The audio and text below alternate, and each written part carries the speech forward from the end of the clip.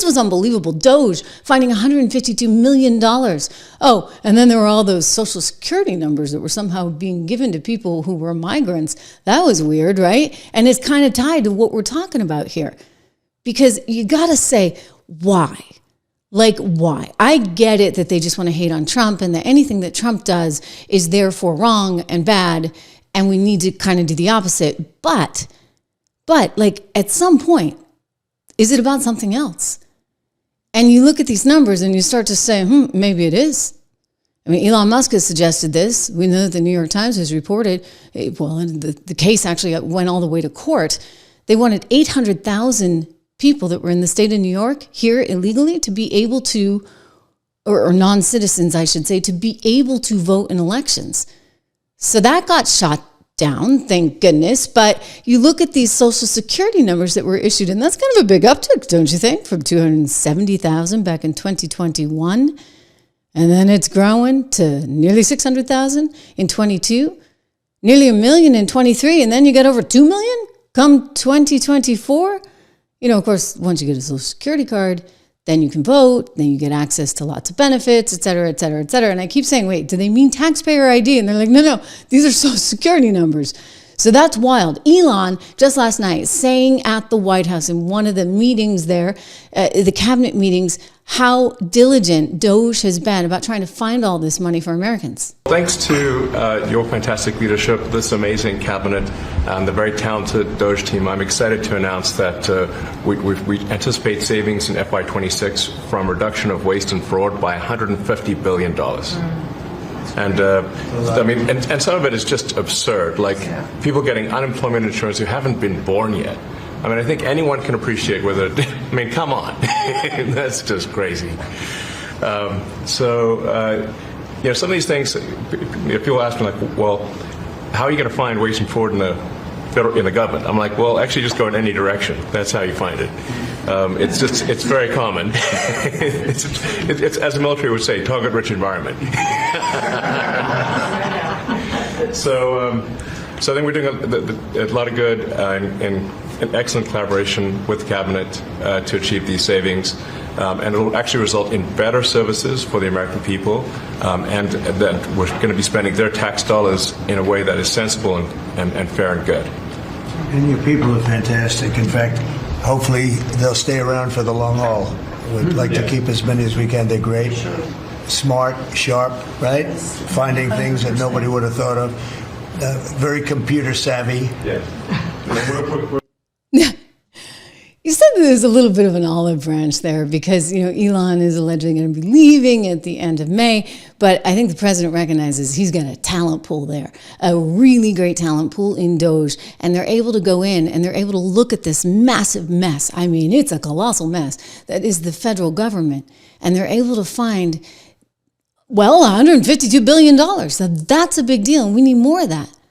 This is also very interesting. I want to show you what the Labor Secretary was saying Elon's team had found for her. If you have to turn up the volume, do it because it's worth it. Let's watch it together. Unemployment insurance fraud. That trust needs to be whole for the American people. When we need it for who deserves it. That's not what we're seeing in the numbers that we saw last night, again, exposed by our partners at DOGE at the Department of Labor. Since 2020, over $400 million of payments have gone out already. And when you hear these numbers, apparently in the United States, we have over almost 25,000 people who are over 115 years old who are collecting $59 million that we have sent out to people. Talk about fraudulent behavior. Mr. President, 28,000 people between 1 and 5 years old have collected fraudulent payments at the tune of $254 million has gone out. And lastly, 10,000 people who have not been born yet, 15 years into the future, $69 million, and they haven't even been born yet. In one case, they will be born 129 years from now. The United States government sent them $41,000, and they're not born yet. So, under the Department of Labor, those are the things that we're uncovering. I couldn't be more honored to tell the American people that we're bringing back their dollars and we're saving them and returning them to the United States Treasury. Wow. I mean, that's something, right? I mean, that's a big, big, big deal. Thank you, Constellation Pegasus. It's true. Donald Trump never, ever sleeps. I feel like I don't sleep since Donald Trump came back into office. You know, we always said this in the news business. We were like, oh my gosh, because it's like constant. And he's just like a dynamo. I mean, this is completely different, right, than what we saw for the last 4 years. Completely different. It's amazing. And then Elon finding all this stuff. You know, you heard what the labor secretary said. He gave us some insight into this recently out in Wisconsin. I just want to remind you of this short clip where he kind of detailed some of this problem. And I'm telling you, guys, like you shouldn't have so much as $1, let alone $152 billion that are going to fraud, waste, and abuse. One interesting statistic was that 40% of the calls into Social Security were fraudulent. Like meaning that it was someone trying to get a Social Security payment that was going to a senior to go to instead to go to a fraud ring. So that was almost half of the phone calls were fraudulent. Probably the other half were people asking, what happened to my Social Security? This is true, actually. Yeah. Like, hey, this is bananas. Yeah, I mean, we found this, actually. The people there at Social Security knew this was going on, and they had been complaining about it for a long time, and no one fixed it.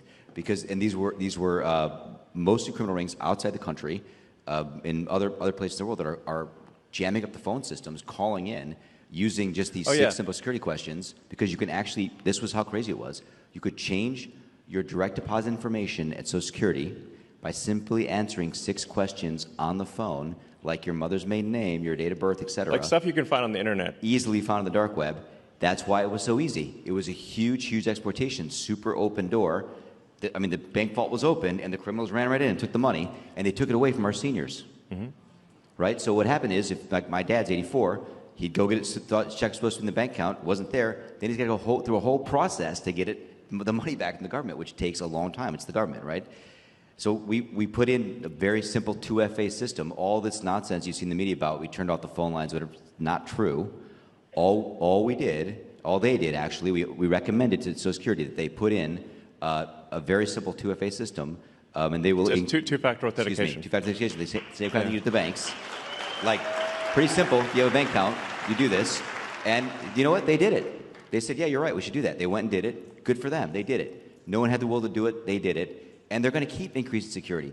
We've given them a lot more recommendations, and they're on the road. And they're going to keep doing it. They're going to, and you know what? This is so important because you just can't have this kind of fraud going on, and somebody had to discover it, right? I mean, you look at it, this is a colossal mess, and we saw some other things, right? Remember the PPP stuff and all that. It's not okay. It's not acceptable. But it still gets back to all of I'm struck by this number of Social Security numbers that were given out.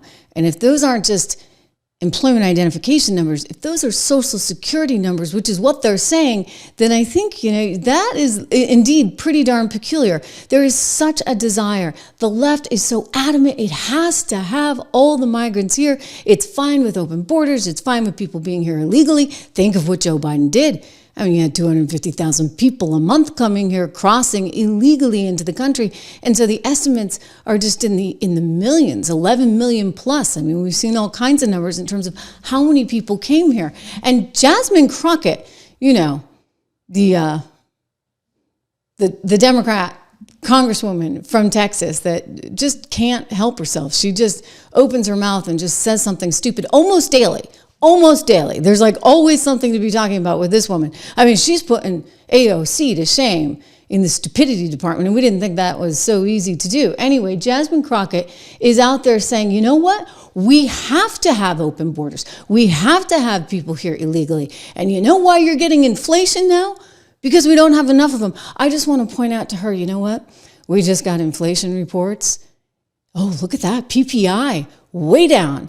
You've got no consumer inflation right now. I mean, it's like 2.4%. I mean, that's why people are saying, hey, maybe the Fed cuts rates and stuff. You kind of have no inflation, but that doesn't stop one Crockett from saying this. Alphonse, good to see you. Thank you. Realm. So I am telling you that this is a failed thing, but we've got to do better to connect the dots and let people know the reason you can't afford a home is because of these failed immigration policies. The reason you're not going to be able to afford your food is because of these failed immigration policies. And the same can go for the hospitality industries, where we have so many of those in the hospitality industry that are saying they do not have the workers that they need right now.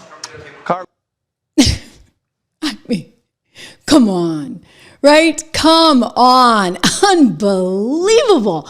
This is who the Democrats are putting out as their next big thing. Somehow she thinks that inflation that actually doesn't exist right now, because inflation has been dropping like a rock. And by the way, just take a look at oil prices, and we can get into the markets in a little bit, but wow, Jasmine, somehow you think that because we don't have open borders right now, it's going to create more inflation. I do remember 4% that we had at one point during Joe Biden's administration. Constellation Pegasus, thank you for the generosity, pointing out that, that Musk, like Trump, was loved before getting involved in anything conservative. And then he became an enemy of the state overnight. Tesla vehicles were loved and now they're hated overnight. It's all too predictable. No kidding. It's unbelievable, right? All the lefties, they loved their Teslas. And now they're like, how do I get rid of these? In fact, I know someone who actually sold their Tesla back at a huge discount. Like, they lost money on this deal, but they just couldn't possibly drive around a Tesla because, well, that was somehow suggesting that they may be sympathetic with Elon Musk. The left loved him, like freaking loved him. He was like, because he basically created the entire EV industry. He's a smart guy. But when things started to really take a turn, and they took a turn, and he started to realize we were losing our First Amendment rights. I mean, they took the president off Twitter, did they not? All while leaving the Ayatollah, because that was what the deep state wanted. They didn't like Trump. Obama didn't like Trump. He had all his peeps there. And he's like, okay, no more Trump. And so as soon as Elon came in and said, well, I'm going to play a role in this, they hated him. So it's a good point, Constellation Pegasus. A very, very, very good point. I'm just going to add that to the broadcast. I think it's kind of hard to see, but you guys, you see what he's saying. It's nuts. It's nuts. I'll tell you this, though. The left, they are nuts. I mean, they're just furious over this Voter ID Act. So Donald Trump recently introduced this SAFE Act for voter ID. Now, you got to ask yourself, again, going back to the common sense issue, doesn't it seem like logical that when you go to vote, you should probably show an ID? I mean, like, you can't even get on a Greyhound bus without showing an ID. So why is it that somehow this is considered racist or Jim Crow-like? I mean, they've got all the things they're going to tell you in the world about how bad this is. And it's like, no, guys, everybody has an ID. Like, everybody. But they're furious over this. How dare he? Because they want the open borders, because, well, don't kid yourself. They want, you know what they want. They want the ability to, in my estimation, rig elections, because they think that everybody who comes in, that they give free stuff to, is going to then go out and vote for them. And so that is the method to the madness. Thank you so much, Mandova Nava, if I said that right. Appreciate the generosity. Good to have you here. Make sure you subscribe, share, like. You've probably done all that already, but anyway, just put you up on the screen. Here's Hillary also on the screen, because Hillary Clinton came out with a wild tweet. I mean, I know she's fine for fake narratives. Problem is, you know what? You can't get away with that anymore. You can't get away with it, because you got people like me right here that'll just call you out. And we got people like you that will listen to people like me, and with the ability to actually cut through the networks and the fancy publications like Time Magazine or the New York Times or any of these things, with the ability to go straight to all of you, that's what makes a difference. So Hillary Clinton here is actually sending out a tweet that she doesn't allow people to respond to. Hillary's like, nope, you're not allowed to respond. That's really weird. She turned off all comments. I don't even think I know how to do that. So if you make a comment, I'm going to see it, right? She tried to allege that any woman who had gotten married and changed her name would not be able to vote and would have to find her birth certificate.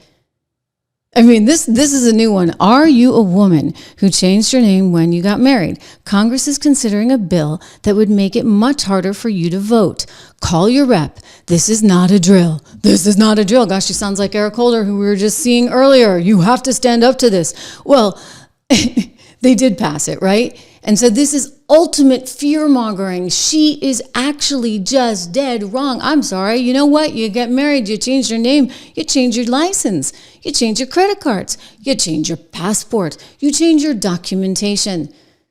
So, I mean, unless you just got married yesterday and none of that has happened yet, you basically are fine. I'm not sure what she's talking about, but it's just more of the same, right? Fear-mongering, fear-mongering. Here, the White House had to put this one out because the SAVE Act, they say, would prohibit, well, they were saying would prohibit married women or anyone who had changed their name from voting. And they're like, no. You know what? Everybody should have an updated documentation of their citizenship. Everyone has that. And so I don't know what Hillary's really, I mean, we know what it is. It's fear-mongering. It's why she had to turn off the reply. You couldn't actually reply to this because she didn't want to hear the truth. But they've been spinning this, you know what, forever. I want to go back to 2002. Schumer saying, oh, no, we don't want ID. We don't want to, I mean, again, common sense, people. This is bizarre. He doesn't want ID. He didn't even want ID for first-time voters that were going to be voting by mail. Typically, you have to go in, you register for voting, and you give them an ID if you're going to get an absentee ballot the first time you do it. Schumer's like, no, to heck with that. It disenfranchises so many who aren't typical middle-class Americans. And I would ask my colleagues to think about that. Not to say, me and my 20 best friends, we can vote easily, and the only reason we wouldn't want a photo ID is because we'd be committing fraud. You're right. But that's not true of a poor person who doesn't have a car, doesn't have a phone, doesn't own a home. It's not true of a disabled person who cannot drive, can't operate their own bank account. It's not true of an elderly person who has to have most of their things done for them by somebody else. And yet, our Constitution, not Chuck Schumer, not Ron Wyden, not Chris Dodd, says their right to vote is every bit as sacred as ours. That's what this bill seeks. Would the senator from New York yield for a question? Happy to yield to the senator from Kentucky. Would the senator from New York think there would be hundreds of thousands of people, as I heard him say, who would not have one of the following? He keeps talking about a valid photo ID, but as I read the underlying bill and the provision put in by the senator from Missouri, any one of the following would satisfy. And we're only talking about first-time registrants here. That's all we're talking about, first-time registrants by mail. Valid photo ID, utility bill, bank statement, government check, paycheck, or other government document. Oh my gosh. How many people in America could there be who wouldn't have had one of those things? Gotten a welfare check, some kind of, who in America would not have had one of the things that the senator from Missouri insisted be part of the underlying bill? Okay, I would answer my good friend, don't ask me, ask the groups that represent him. Oh my gosh. Oh my gosh. Oh my gosh. You know what? I have to have more than that just to get a Twitter account or get a Facebook account, or like I said, if you want to take a Greyhound bus, you got to be able to show some ID. I mean, this is unbelievable. We live in a different day, okay? People have IDs. Trust me. You know what? They need some kind of proof of where they live or whatever, and you get a cell phone. I'm sorry. I'm tired of that argument. Because in this day and age, that argument makes no sense. And yet they're clinging to it. And they're clinging to it, ladies and gentlemen. Why? Oh, I think we know why. Because they want non-citizens to be able to vote in elections. They want to make all of that possible with the thinking that, oh, well, they're here. They're participating in our community. They ought to have a voice. It's like, oh, if I go to Mexico, do I get to vote in their elections? I mean, I'm going to Ireland this summer. Do I get to vote in their elections? No. Okay? No. And so there's just no sense of common sense, and it's really starting to get darn annoying. darn annoying, shall we say. They're furious about the SAFE Act. It's something that we need. There are a lot of things that we need, but thinking about how ridiculous they are, thinking about how crazy all of this is, it leads you to the reality that, yes, Donald Trump needs to make sure that he has the right people in charge in his administration.